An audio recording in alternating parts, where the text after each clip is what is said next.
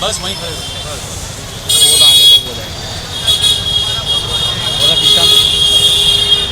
पहले मैं आपको मेरा परिचय देना चाहता हूं। मैं मोहम्मद रफीक जी शेख एडवोकेट हूं।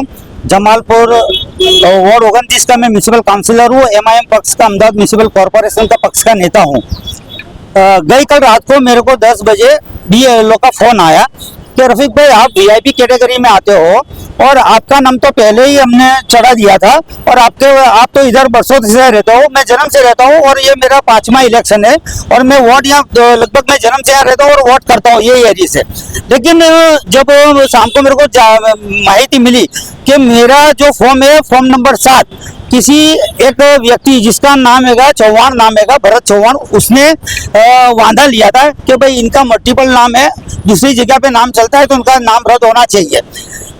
जब मेरे को ये पता चला तो मैंने उनके पास से फॉर्म लेकर मैंने फोटो पढ़ा और फिर मैंने जब उनके पास ये बंच लिया तो बंच में देखा तो कई हयात लोग जो हयात है उनको मर गए बताए उन्होंने। तो मेरे को ऐसा लगा कि ये एक सोची समझी साजिश है। और जब मैंने देखा कि उसके अंदर नंबर लिखा हुआ था तो उसका नाम था चौहान को मैंने फोन लगाया और फोन लगाकर मैंने उसको पूछा कि भाई आप कौन हो? तो बोले शू काम छे? तो मैंने कहा कि भाई આવી રીતે ફોર્મ નંબર 7 માં તમે વાંધો લીધો છે તો એ તમે તમારું નામ ચૌહાણ છે? તો કે હા। તો મેં કીધું આ તમે ફોર્મ નંબર 7 ભરેલું છે? તો કે મેં ભરેલું નથી। તો મેં કીધું આ તમારી સહી છે, તમને ખબર છે કે આ સહી કરેલી હોય ને એકરારનામું કરેલું હોય તો ગુનાને પાત્ર બને છે? તો કે ભાઈ મને ખબર નથી, મારું નામ કોઈએ નાખી દીધું છે।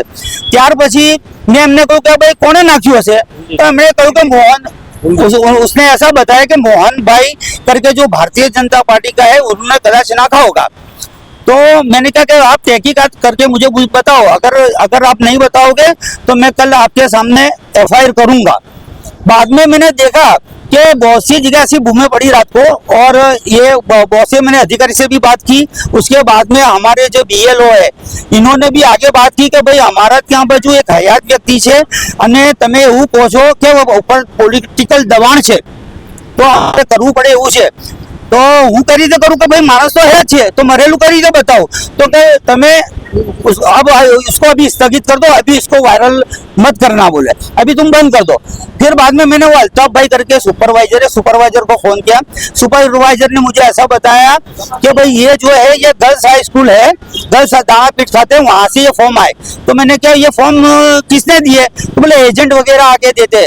तो यानी मैं यूँ पूछना चाहता हूँ कि एजेंट आप जब इतने जवाबदार व्यक्ति हो, अधिकारी हो, तो ये जो फॉर्म नंबर 7 लेते हो तो आप उसकी तहकीकात करते हो कि नहीं करते?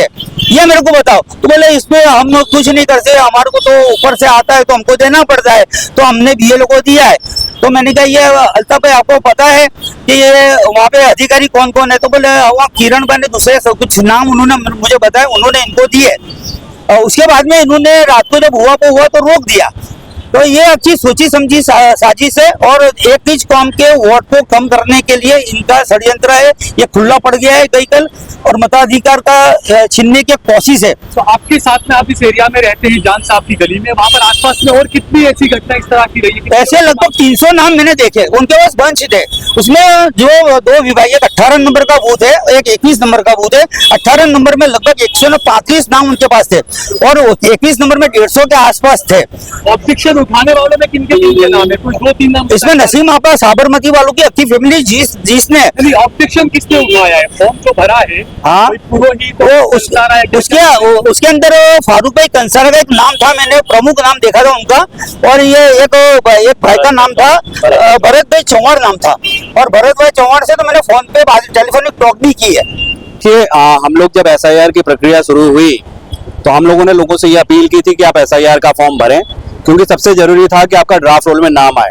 लेकिन हमने ये भी बताया था कि ड्राफ्ट रोल के बाद सबसे खतरनाक पीरियड जो है वो उसके बाद चालू होगा, जिसमें क्लेम एंड ऑब्जेक्शन की बात होगी, जहां पर इस तरह के बदमाश लोग आपके नामों के सामने गलत तरीके से ऑब्जेक्शन आपत्तियां दर्ज करवाएंगे। वहां पर आपको अलर्ट रहने की जरूरत है।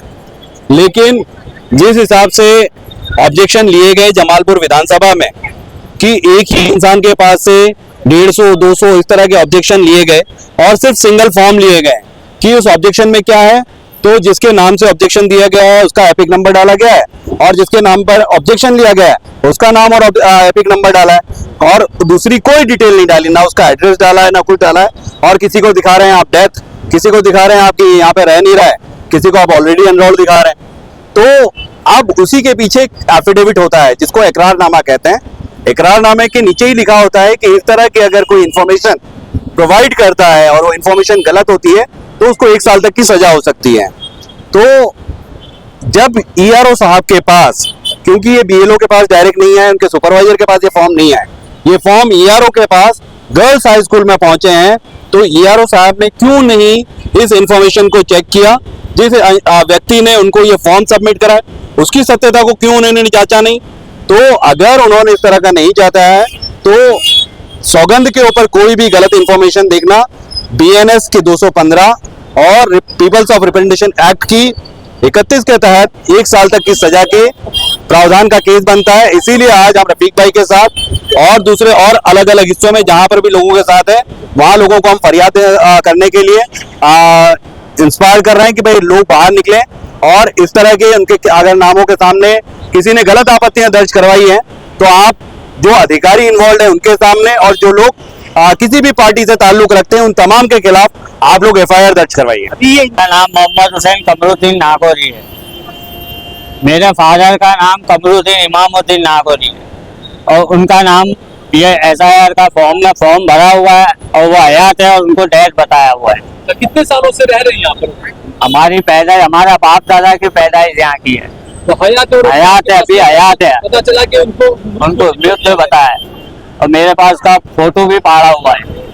क्या मांगे, क्या चाहते हैं? मांग ये कि हमको न्याय दिया जाए इसके बारे में।